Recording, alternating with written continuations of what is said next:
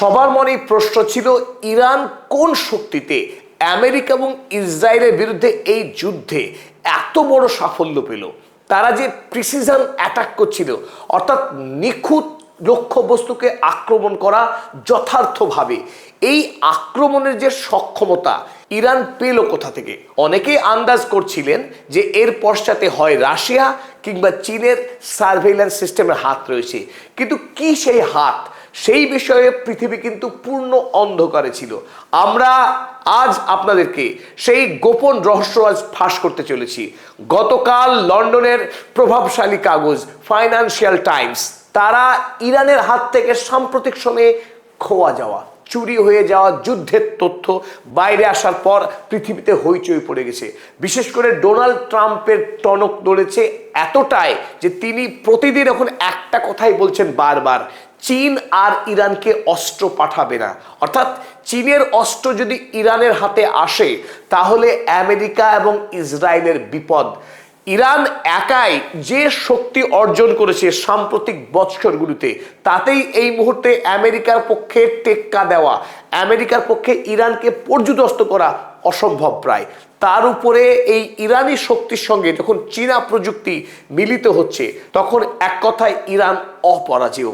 তাই ইরানের সঙ্গে 40 দিন যুদ্ধ করবার পরেও ইসরায়েল এবং আমেরিকার মতো শক্তিশালী রাষ্ট্র কোনোভাবেই কায়দা করে উঠতে পারেনি, এমনকি স্ট্রেইট অফ হরমুজের ধারে কাছেও ঘেঁষতে পারেনি এই শক্তিশালী সৈন্যবাহিনী। 28 ফেব্রুয়ারি আক্রান্ত হবার পর ইরান যে গতিতে এবং যে নিখুঁত প্রযুক্তির মাধ্যমে মধ্যপ্রাচ্যের মার্কিন সেনা ছাউনিতে আক্রমণ চালিয়েছিল তার মূল কারিগর ছিল এই যন্ত্রটি। আপনারা ছবিতে যাকে দেখছেন এটি একটি চীনের তৈরি স্যাটেলাইট, যে স্যাটেলাইটের নাম TEE-01B।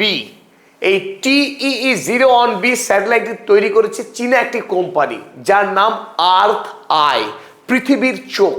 এই স্যাটেলাইটের চোখ থাকে পৃথিবীর দিকে, কিন্তু সে ওড়ে মাটি থেকে 545 কিলোমিটার উচ্চতায়, পৃথিবীকে প্রদক্ষিণ করে এক ভয়ানক গতিতে, যা শুনলে বিশ্বাসই হতে চায় না।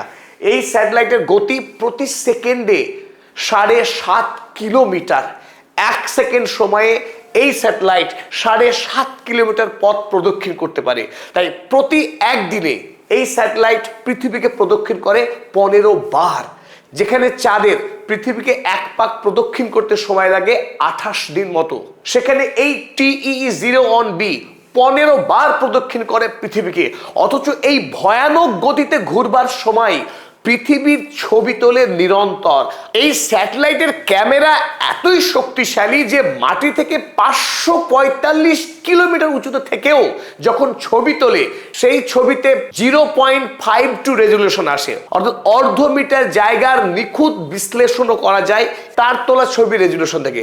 ফলে গোটা মধ্যপ্রাচ্যে আরব দেশগুলিতে কোথায় কোথায় মার্কিন সেনা ছাউনি রয়েছে, সেই সেনা ছাউনিতে কোথায় অ্যারোপ্লেন রয়েছে, কোথায় র্যাডার রয়েছে, তার পুঙ্খানুপুঙ্খ ছবি চলে আসে ইরানের হাতে। ফলে এই যুদ্ধে ইরান আমেরিকার উপরে যে প্রভাব খাটাতে পেরেছে তার নেপথ্যে কিন্তু চীনের তৈরি এই আর্থ আই ব্যাপক ভূমিকা পালন করেছে। কিন্তু এখানেই চমকের শেষ নয়, আসল চমক লুকিয়ে আছে এই স্যাটেলাইট কেনার পদ্ধতিতে। যেভাবে জেফ বেজস অ্যামাজন প্ল্যাটফর্ম খুলেছিলেন মাল ক্রয়ের জন্য, হোম ডেলিভারির জন্য, সেই অদ্ভুত ভঙ্গিমায় চীনের আর্থ আই কোম্পানি এখন বিদেশে পণ্য বিক্রি করে, ডেলিভারি করে। কিন্তু ডেলিভারি কোথায় করে?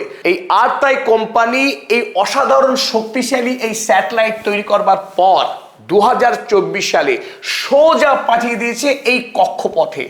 কক্ষপথে পাঠানোর পর, অর্থাৎ পৃথিবীর কক্ষপথে বা অরবিটে ডেলিভারি দেওয়ার পর, তারপর চীনের কাছে এই স্যাটেলাইটের যাবতীয় তথ্য এবং তাকে পরিচালনা করার সমস্ত নিয়মাবলী তুলে দেওয়া হয় ইরানের হাতে। অর্থাৎ স্যাটেলাইট আপনি কিনলে পরে আপনার বাড়িতে কিন্তু ডেলিভারি দেওয়া হবে না, সোজা ডেলিভারি দেওয়া হবে আকাশের কক্ষপথে।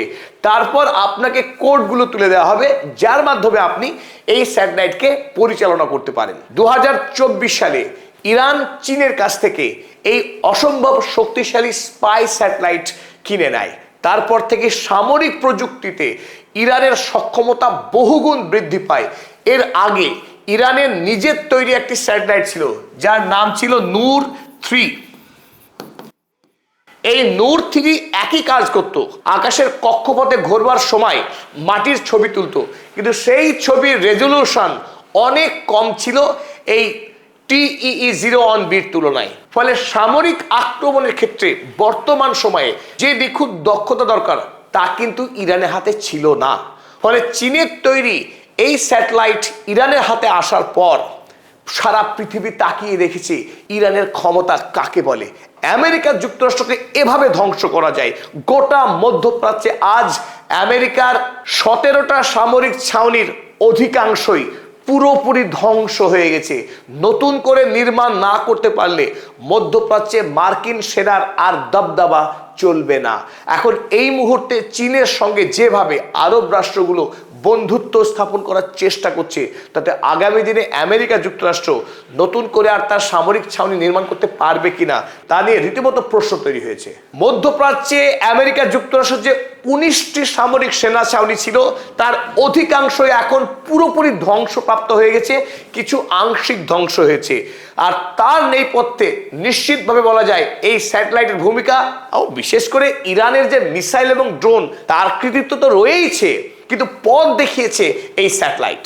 ইরানের হাত থেকে যে লগ আউটটি প্রকাশ হয়ে যায় বিশ্বের কাছে, সেই যুদ্ধকালীন সময়ে লগ আউটে স্পষ্ট দেখা যাচ্ছে যে চীনের তৈরি এই স্যাটেলাইট থেকে পাঠানো ইমেজকে বিশ্লেষণ করেই ইরানের IRGCর নেতৃত্বে থাকা এরোস্পেস ফোর্স, যাদের কাছে এই স্যাটেলাইট পরিচালনার ভার রয়েছে, তারা ধারাবাহিকভাবে মধ্যপ্রাচ্যের ছবি তুলেছে এবং সেই ছবি বিশ্লেষণ করেই এই নির্দিষ্ট টার্গেটগুলোকে হিট করেছে IRGC।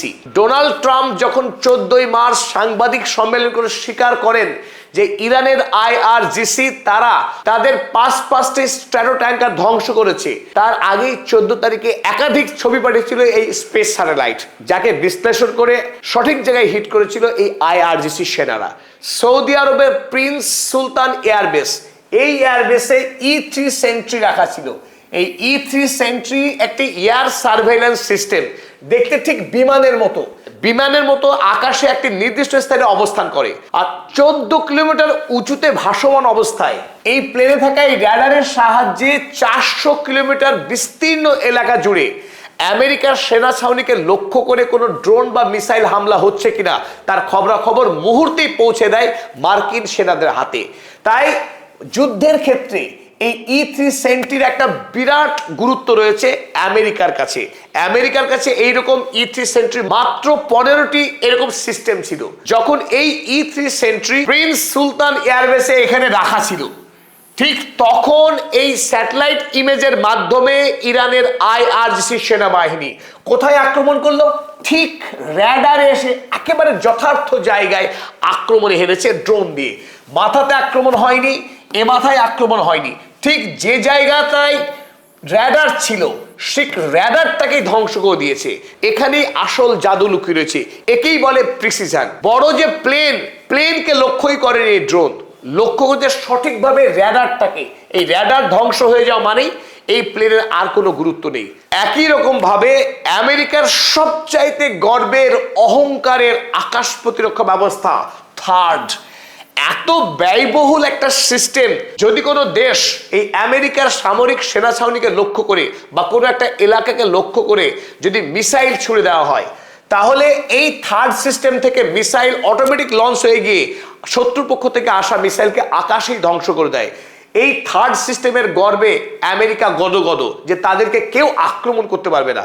অথচ এবার ইরান দেখিয়ে দিয়েছে এই থার্ড সিস্টেম, যার কাজ মিসাইলকে রক্ষা করা, তাকেই আক্রমণ করে পুরো গুড়িয়ে দিয়েছে। এই প্রথম আমেরিকার থার্ড সিস্টেম ধ্বংস হলো ইরানের দ্বারা। আর এর নেপথ্যেও কিন্তু ওই স্যাটেলাইট TEE-01B তার ভূমিকা অনন্য। আর আরো আলোড়ন সৃষ্টিকারী যে ঘটনা ঘটেছিল 28শে ফেব্রুয়ারি ঘটেছিল, যখন ইরান হামলা করলো আমেরিকা এবং ইসরায়েল, তারপরে পরেই ইরানের পক্ষ থেকে আমেরিকার সবচাইতে দামি রাডার সিস্টেম কাতারের আল উদেইদ এয়ারবেসের কাছাকাছি প্রতিষ্ঠা করেছিল আমেরিকা এই আর্লি ওয়ার্নিং রাডার সিস্টেম। এর ক্ষমতা এতই প্রকাণ্ড যে এই র্যাডার থেকে 5,000 কিলোমিটার দূরবর্তী অঞ্চল পর্যন্ত যে কোনো জায়গা থেকে যদি ড্রোন বা মিসাইল ছোড়া হয় পৃথিবীর বিভিন্ন প্রান্তে ছড়িয়ে থাকা আমেরিকার সামরিক লক্ষ্যবস্তুকে কেন্দ্র করে, তাহলে মুহূর্তের মধ্যে এই চোখ, এখানে একটি চোখ ছিল রাডারে, এই চোখ কিন্তু সঙ্গে সঙ্গে সেই খবর পেয়ে যাবে, তৎক্ষণাৎ পেন্টাগন কিংবা তার সামরিক হেডকোয়ার্টারে তথ্য পাঠিয়ে দেবে যে মিসাইল হামলা করা হয়েছে অমুক লক্ষ্যবস্তুকে কেন্দ্র করে।